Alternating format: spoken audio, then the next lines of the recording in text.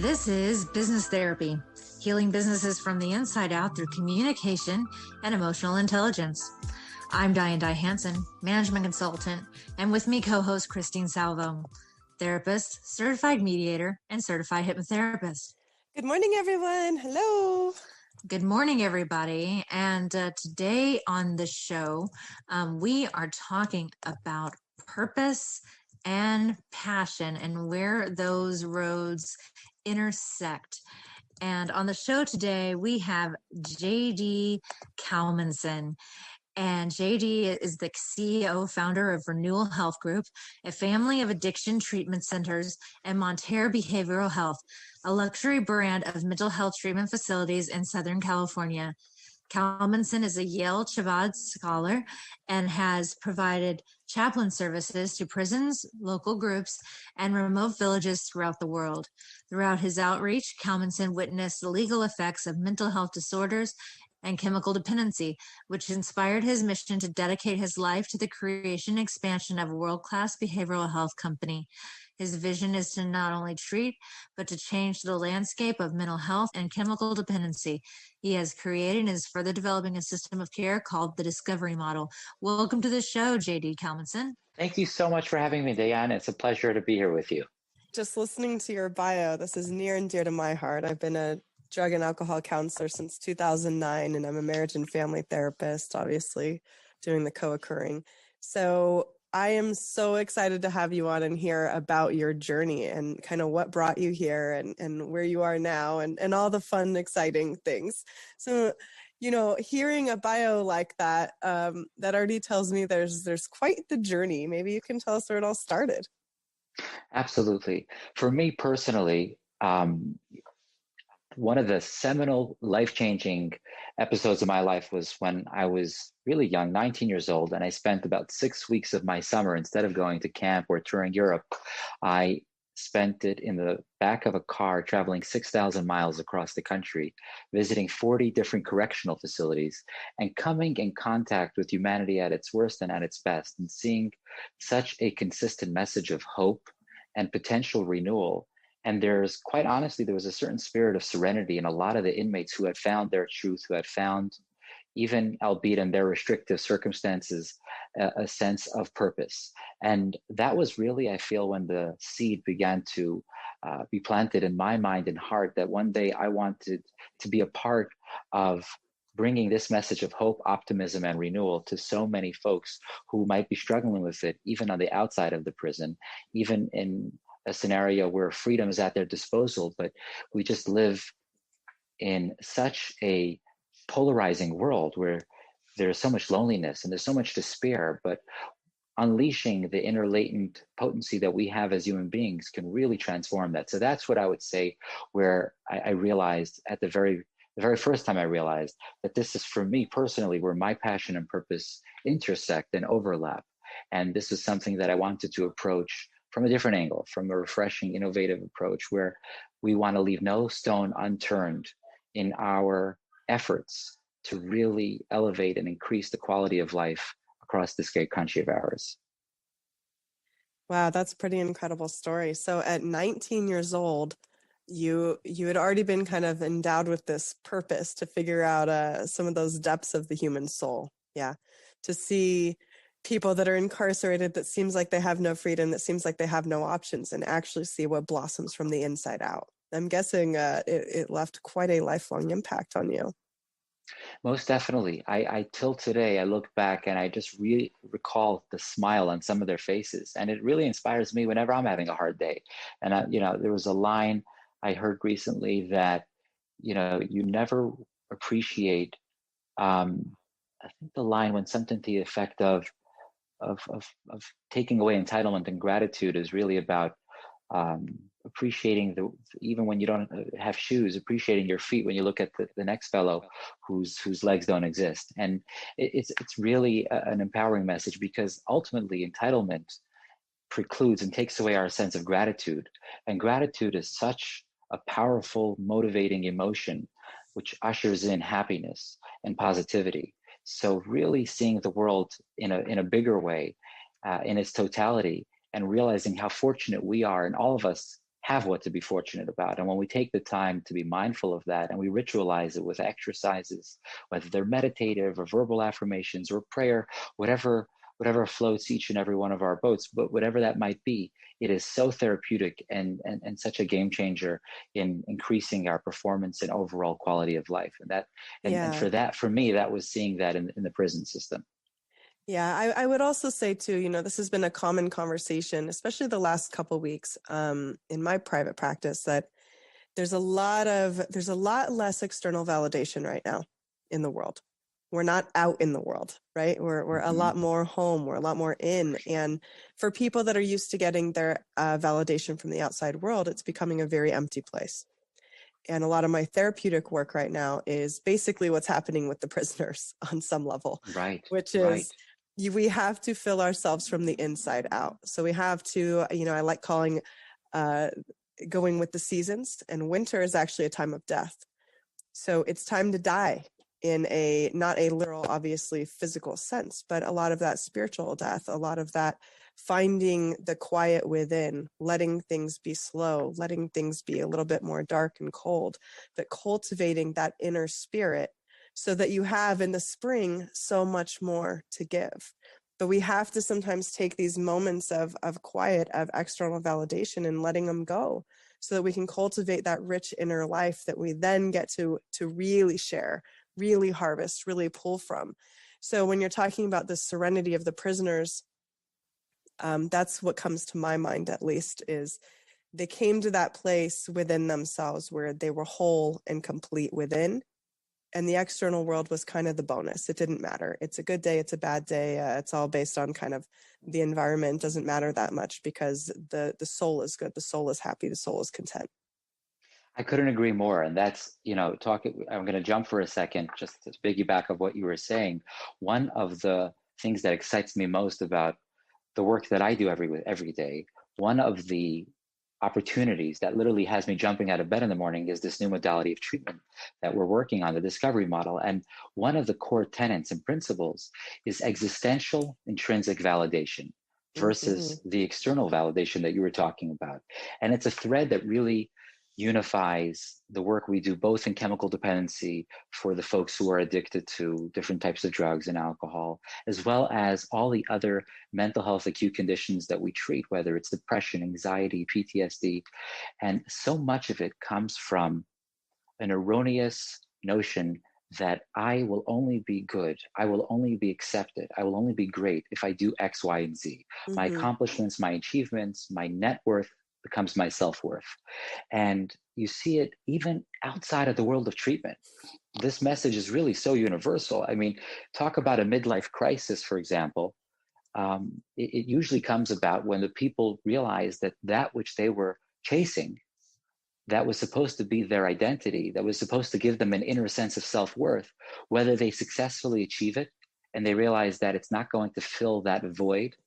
Right. That void is not the house. It's a terrible, debilitating experience, or whether they just give up chasing that dream. And it's so sad when we see that really the answers were always deep from within. They were always deep within, and everybody has their own truth in that sense. And everybody has their own path and their own journey. I'll share with you an interesting story that happened to me the first time I came to Los Angeles. I got into a taxi. I was coming from the East Coast and talking about the winter being a season of death, the cold, the usual rain in New York City. Getting into a cab was always an experience, and you were lucky if the guy didn't, cuss at you or lash out at you.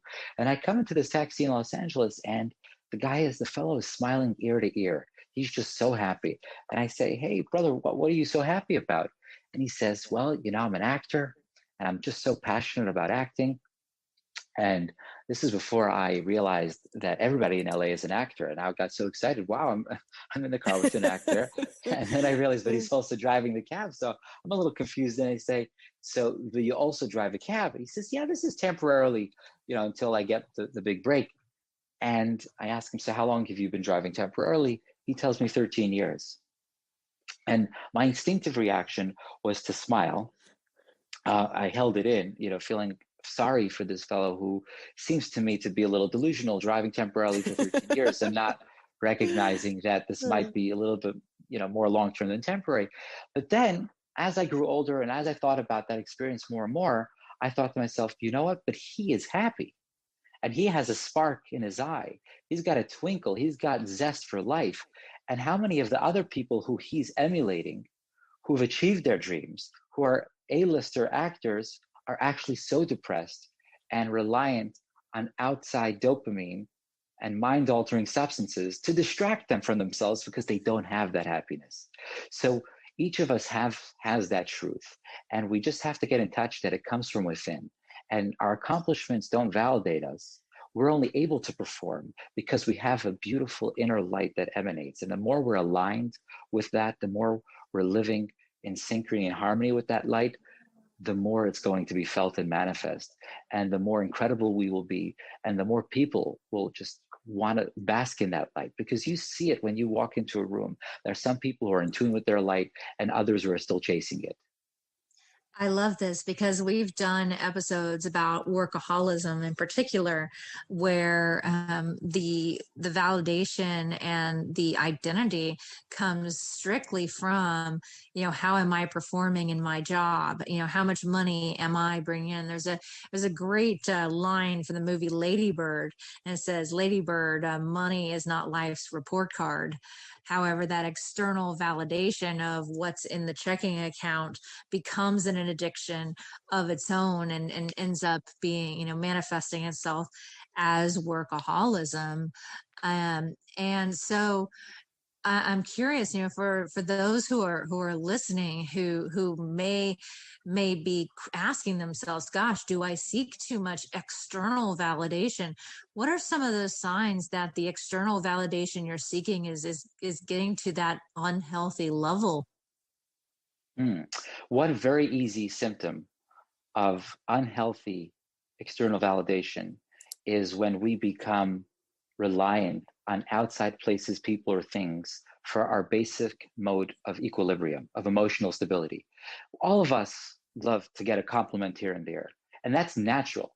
There's a key distinction between natural, healthy self-esteem and unhealthy codependency, and having an unhealthy relationship with people, places, or things for that type of validation. A very interesting observation that just occurred to me this morning is, when I was trying to convince my son, who was supposed to go to school, that the movie that he wanted to watch, we would be able to watch it later in the evening, and he wouldn't have it. And he wouldn't have it because he was living in the present, and children often live in the present almost to a fault. But it's something that we ought to cherish and value. They are so mindful, they're so present. The future is not tantalizing, it's not alluring, and it's not appealing, and they will not be placated with all the promises in the world for the future. When we find ourselves thinking more about the future than about the present, that is a sign that we're not being mindful, and that our current reality lacks a certain acceptance. And that absence of acceptance is where the unhealthy external validation festers on. So what happens is that, our ego, which ego could really be summed up as our attempt to protect us from ourselves. And it's a counterintuitive translation or interpretation of it. But our ego is when we identify with education, money, houses, cars, friends, likes on social media, all of the distractions that allow us to not really have to confront our vulnerable, raw, naked self. And all of those distractions just prolong the inevitable uncomfortability with us living in our skin. And that's what the intrinsic validation accomplishes. It tells us, you don't have to be anybody. You don't have to do anything. You are precious. You have an indispensable contribution to make to this world. And it's such an empowering thought, and it's a liberating thought, because it makes our dependency on people, places, and things null and void, and we don't need it. So when we're always thinking about the future, about the big break, about the pay raise, about the academic paper that we're going to get published, about the speech we're going to give, about the event we're going to do, about something that maybe we might do that might go viral, these are all distractions from the present, and we're living in that future because we're not comfortable with the present, and there's a lack of acceptance. So the moment we accept ourselves for who we are, and we are okay with silence. Silence has the same letters as listen. So sometimes when we're silent, we're just listening to ourselves. A lot of people are just uncomfortable with silence, even if they're alone in the room and they don't want to hear what the radio has to say. Not this show, of course, other shows, but Good they'll save. still they'll still put it on because they're not comfortable in silence. They're not comfortable listening to their own inner voice. And accepting ourselves is really one of the most exhilarating experiences that we can do. And that's what those folks in prison who had the twinkle in their eyes were able to do. They were able to accept themselves and live in the present. And when we have that acceptance, we're mindful and we're grateful. And it's just such a different reality. It's such a special, magical reality. I love that explanation. And I want to add to that a tiny bit. So from a little bit of a clinical perspective, when you know it's unhealthy is when you start to have some symptoms. You become symptomatic, right? So, I work with a lot of young people. I'm kind of wondering, I'm guessing JD, you do as well, that are really starting to have issues with, they have what I like to call high performance anxiety. That's not a clinical term, as we know, but it is a real thing. And I have a lot of young people, 18 to 22, that are actually suicidal. So that's definitely a symptom. If you start, if you're so engaged, if you're so concerned with external validation that when you don't get it, or you perceive yourself to not be measuring up, and you're under the age of, it doesn't really matter what age you are, but when you're particularly young, that tells me a lot about how much you're engaged in that culture, right? So, it's not abnormal for me to talk to a 20-year-old that's like, well, I got a C on my test. I don't know what I want to do in life. I should die. I mean, those are regular conversations. And I'm like, wow, you should die for that? And they're like, yeah. And I'm like, this is a life sentence for you. And they're like, yeah. And I'm like, okay, well, maybe our thoughts aren't telling us the truth, first of all. But second of all, what are we comparing ourselves to? The YouTube sensation, the TikToker that went viral? Who, what, where, how, what are our expectations for life at a whole 20, 21 years old, right? I should be somewhere where I'm not. I don't know what I want to do, so I'm a failure. And these are all, as JD was saying, it's basically kind of like a spiritual sickness turned mental, where I feel like I have to produce to have purpose. And if I don't produce, I don't have purpose. And it's very dogmatic. It's very sad because it's like, I had this conversation literally earlier today where I'm like, oh, honey, you were born with purpose, period. You were born with purpose. And I said, maybe your purpose today is just to be kind, open the door for the elderly woman, offer a nice text message to a friend that's struggling. It's not necessarily about your accomplishments. I said, success is a very small percentage of the pie. You can chase it, you can want it, but it's how you do it that's grace, right? There's plenty of successful people that aren't graceful people, that aren't necessarily good-hearted people. And they can end up on the island of money all alone. And I always like to say that I was like, who cares if you have the world's most expensive shoes if there's nobody to look at them? So we really have to recognize that we're in this together. And when we're starting to have that external view of so the symptoms for our listeners is when you're feeling I'm not worthy and I don't measure up. Could not agree more. I mean, the analogy that comes to mind, and as you're talking, it hit me. When I was a student at college and high school, and I would write my answers to the tests, I always felt like the longer my answers were, the better they reflected. But then I became a teacher, and I couldn't stand those long answers. And I realized that the kids who knew the material the best were able to pinpoint the answer with one sentence or two. And that really exhibited a mastery of the subject. And I feel like when you're talking about a high performance anxiety, when people don't know what their calling is, they're trying everything. They're desperate to find something. And when you do find it, our mantra at Renewal at Montier is, sobriety is not how to live your life, it's the why to live your life. And when you have your why, when there's a why, there's a way. Yes. And when you're in touch with that calling, it's not just you don't just do a job every day. It's not even your career, but it's your calling. And thank God the dream team of staff at Renewal Montier, it's so clear, in every interaction with them that this is their calling. Vacation is not exciting. It's exciting to come back from vacation. It's exciting to go to work. It's exciting to do what we do every day. And forget about the world of treatment.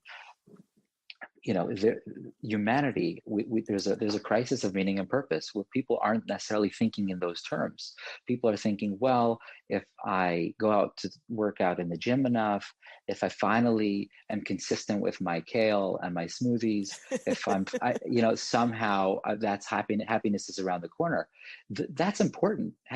Feeling good about your body is important, but that's not happiness. Happiness is the why. And that's when the high performance anxiety goes out the window, because there's no anxiety because we found it.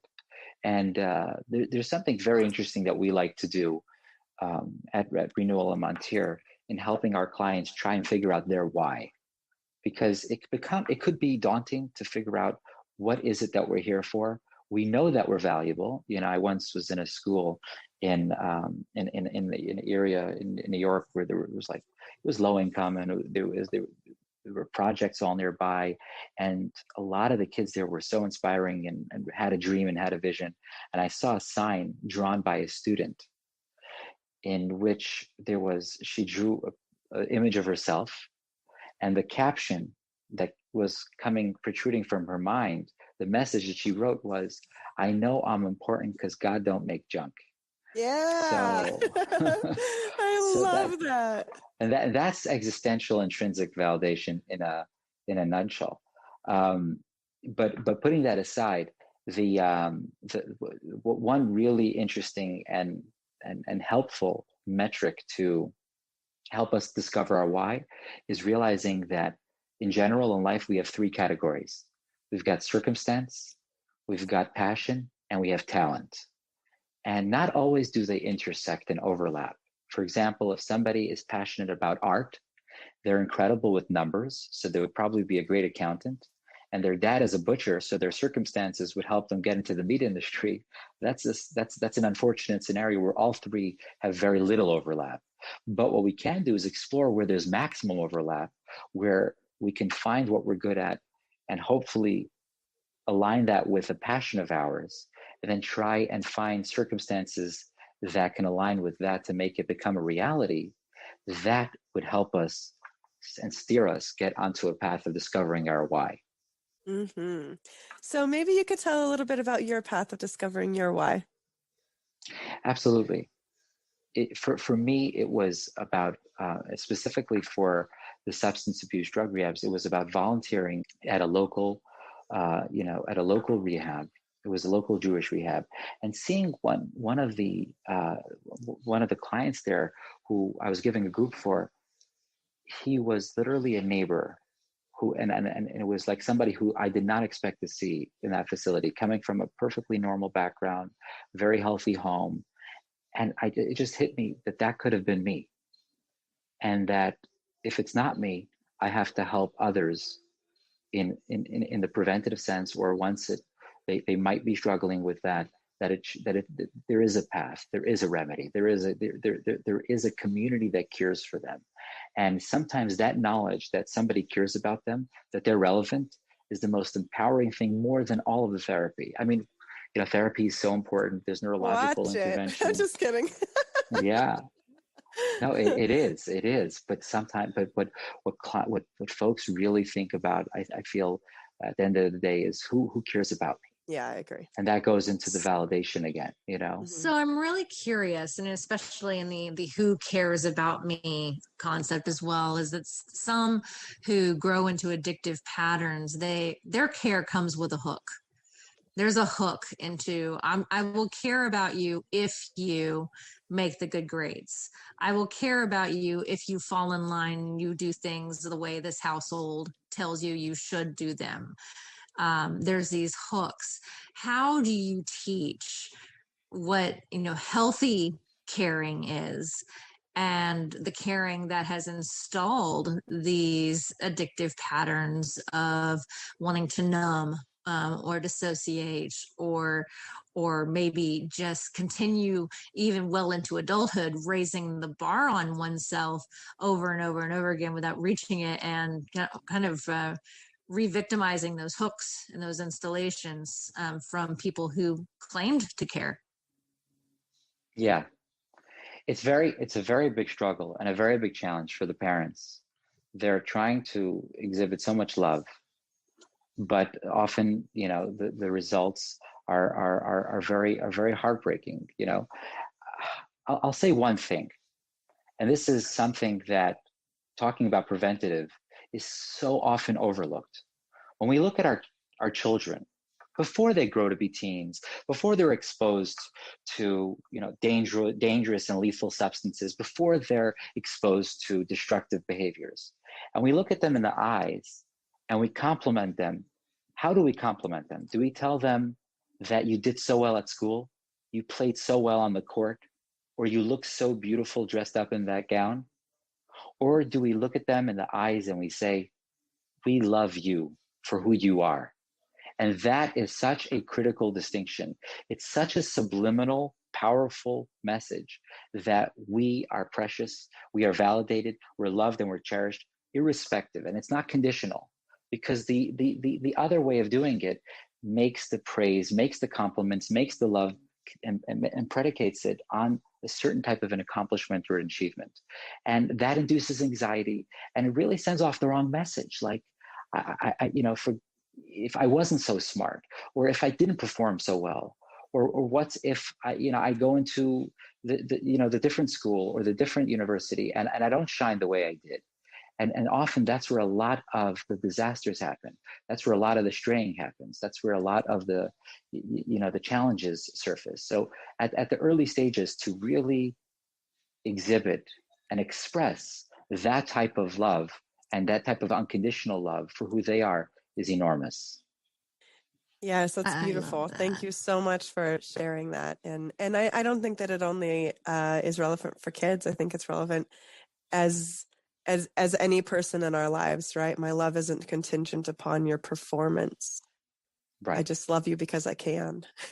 Right. Because I'm capable of it, because I was born with this abundant heart, and I get to love you, and it feels so good. Yeah, and it's such a strong part of our humanity. It's one of the most powerful emotions.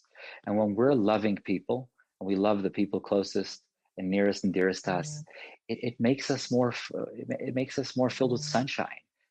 We're alive, and it's you can so easily, and I'm sure you as a therapist can see this even more. You can so easily detect somebody who was loved unconditionally as a child or as a teen. They walk around with such confidence. They walk around with such an inner sense of self-worth. Definitely.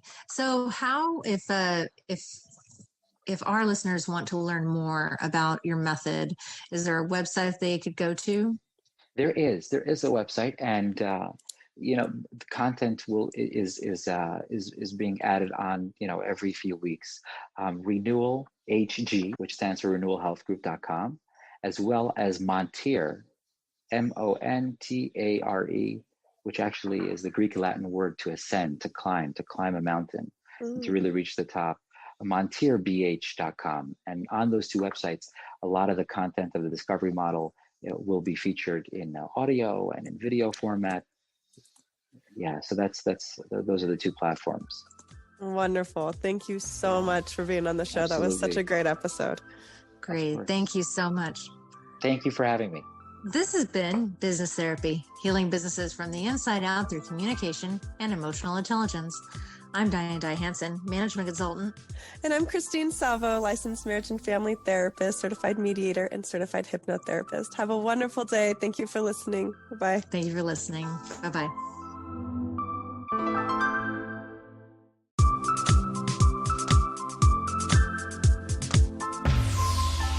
This is Business Therapy, healing businesses from the inside out through communication and emotional intelligence.